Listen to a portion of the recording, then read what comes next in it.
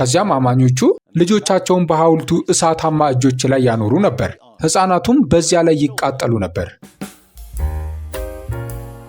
In the age of multiculturalism, we're assured that every culture should be celebrated. በብዝሃ ባህል ዘመን ከራሳችን በስተቀር የሁሉን ባህል ማክበር እንዳለብን ይነገራናል። ከራሳችን በስተቀር ሁሉም ሃይማኖታዊ ልምምዶች ሊከበሩ ይገባል ይባላል። ከራሳችን በስተቀር የማንም እሴቶች ሊወገዙ አይገባም ይባላል። በሆነ ምክንያት ይህ ራስን የማጥላላት ትርጉም የለሽ ወሬ በምዕራባውያን የትምህርት ስርዓት ውስጥ ላለፉ ብዙ ሰዎች አስደሳች ሆኖላቸዋል። ነገር ግን ይህ ሊሰራ የሚችለው ከታሪክና ከእውነታው ሙሉ በሙሉ የራቃችሁ ከሆናችሁ ብቻ ነው። ለምን እንደሆነ እስቲ እንመልከት። Let's see why. CBS News reports. CBS ኒውስ እንደዘገበው በጓቲማላ ጫካ ውስጥ የተገኘ ጥንታዊ መሠዊያ ለመስዋዕትነት በተለይም ለሕፃናት መስዋዕትነት ያገለግል እንደነበር አርኪኦሎጂስቶች ተናግረዋል። An altar from the Teotihuacan culture at the pre-Hispanic heart of what became Mexico. አሁን ሜክሲኮ በሆነው አካባቢ ከነበረው የቲዮቲዋካን ባህል የተገኘ መሠዊያ የማያ ባህል ማዕከል በሆነው በጓቲማላ ቲካል ብሔራዊ ፓርክ ውስጥ ተገኝቷል። ይህም በሁለቱ ማህበረሰቦች መካከል የነበረን ግንኙነት እንደሚያሳይ የጓቲማላ የባህልና ስፖርት ሚኒስቴር በዚህ ሳምንት አስታውቋል። ረጃጅም ቤተ መቅደሶቿ እስካሁን በጫካ ውስጥ ቆመው የሚታዩት ግዙፏ የቲካል ከተማ መንግስት የማያ ዓለምን ለመቆጣጠር ከካናል ስርወ መንግስት ጋር ለብዙ ክፍለ ዘመናት ተዋግታለች። So, Teotihuacan was a city in what's now Mexico. ስለዚህ ቲዮቲዋካን አሁን ሜክሲኮ በሆነችው ቦታ ያለች ከተማ ነበረች። ነገር ግን የእነሱን መሠዊያ በጓቲማላ አግኝተዋል። ይህም ማለት የባህል ልውውጥ ነበር ማለት ነው። ችግሩ ግን የሚለዋወጡት የነበረው የሕፃናት መስዋዕትን ነው። ራቅ ብሎ በሰሜን ሜክሲኮ አሁን ካለችው ሜክሲኮ ሲቲ አቅራቢያ የምትገኘው ቲዮቲዋካን የአማልክት ከተማ ወይም ሰዎች አማልክት የሚሆኑበት ቦታ በመባል የምትታወቅ ሲሆን በፀሐይና በጨረቃ መንትያ ቤተ መቅደሶች በይበልጥ ትታወቃለች።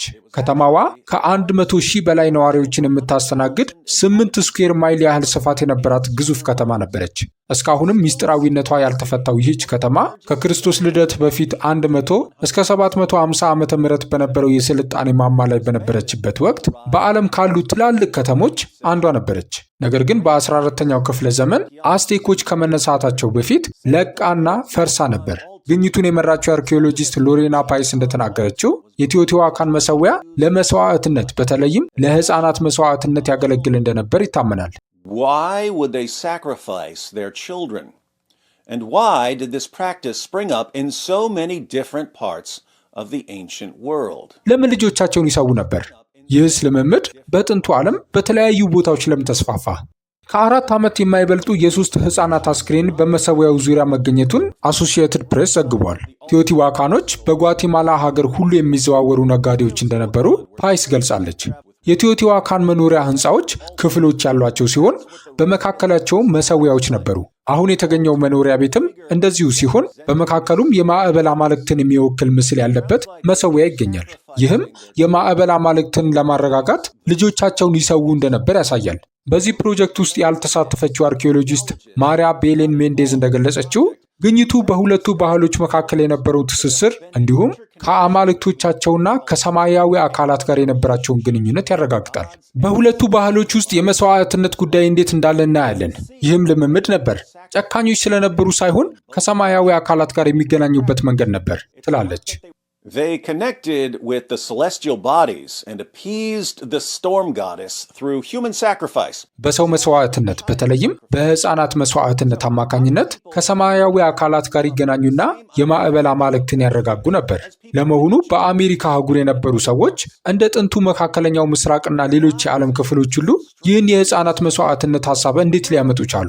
በዚያን ጊዜ በጣም የተለመደ የነበረው ነገርስ ዛሬ ለእኛ ለምን እንዲህ እንግዳ ሊሆንብን ቻለ?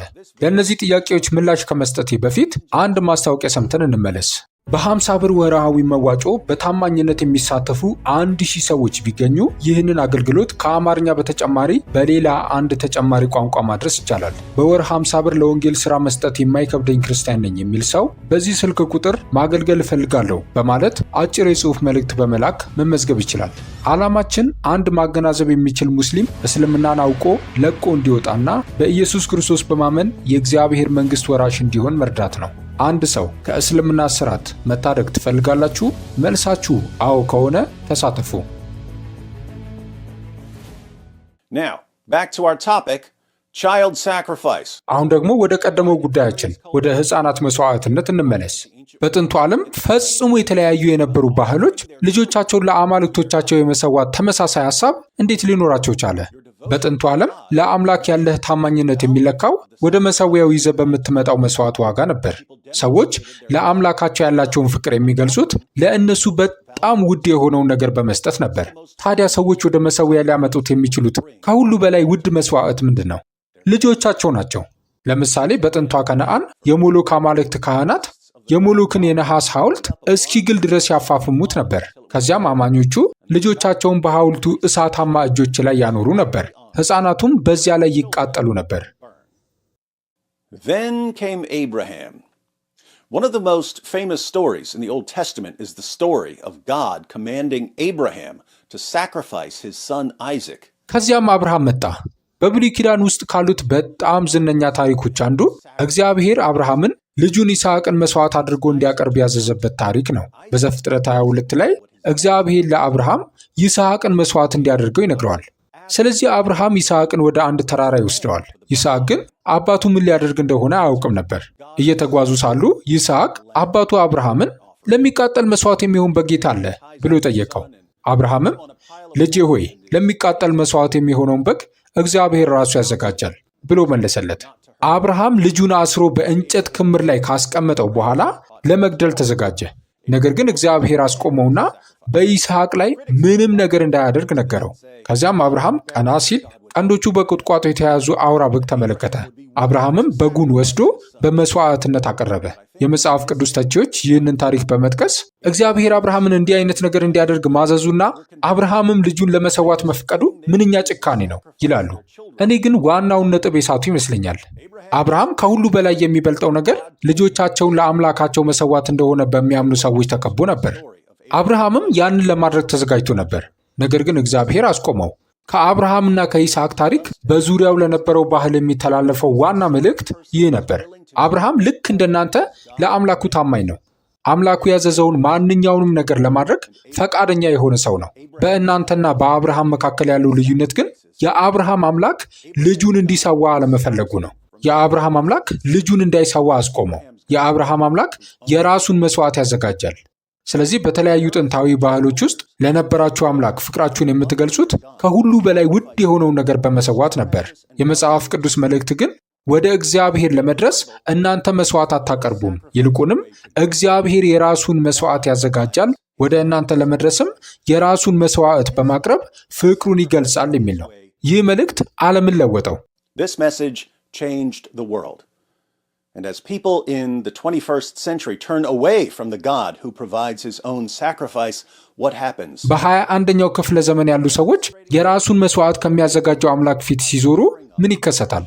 ልጆቻቸውን በመሰዋት ለአዳዲሶቹ አማልክቶቻቸው ያላቸውን ታማኝነት ወደሚያሳዩበት የጣዖት አምልኮ ይመለሳሉ። በዩናይትድ ኪንግደም ያሉትን ወጣቶችን የሚያታልሉ ቡድኖችን አስቡ። በ10 ሺዎች የሚቆጠሩ ወጣት ልጃገረዶች በአሰቃቂ ሁኔታ ተበድለዋል። ፖሊስ፣ ማህበራዊ ሰራተኞችና አቃቤ ሕጎች ይህ እየተፈጸመ መሆኑን ያውቁ ነበር። ለምን እንዲሆን ፈቀዱ? መቻቻል ለሚባለው አዲሱ አምላካቸው ያላቸውን ታማኝነት ለማሳየት ነው። የሆሊውድ ታዋቂ ሰው ከሆንክ ልጅህ አንዳንድ የሰውነት ክፍሎቹን ካላስወገደ በሽልማት ስነ ስርዓቶች ላይ ከልጅህ ጋር መቅረብ አትችልም። ሁሉም ሰው ምን እያደረገ ነው?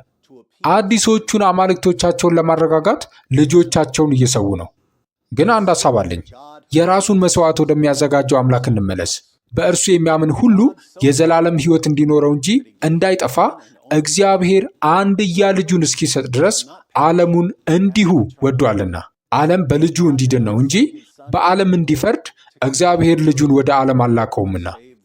በታማኝነት በየወሩ 50 ብር ለዚህ አገልግሎት መስጠት የማይከብዳችሁ ክርስቲያኖች በዚህ ስልክ ቁጥር አጭር የጽሑፍ መልእክት በመላክ ተመዝግባችሁ አብራችሁን አገልግሉ። ከተመዘገባችሁ አገልግሎቱን በተመለከተ አጫጭር መልእክቶች በስልካችሁ የሚደርሷችሁ ይሆናል። ከዛ በተጨማሪ ለአገልግሎቱ ማድረግ ልዩ ስጦታ መስጠት የምትችሉ ደግሞ ይህንን የባንክ ቁጥር ተጠቀሙ። ስለተሳትፏችሁ እናመሰግናለን።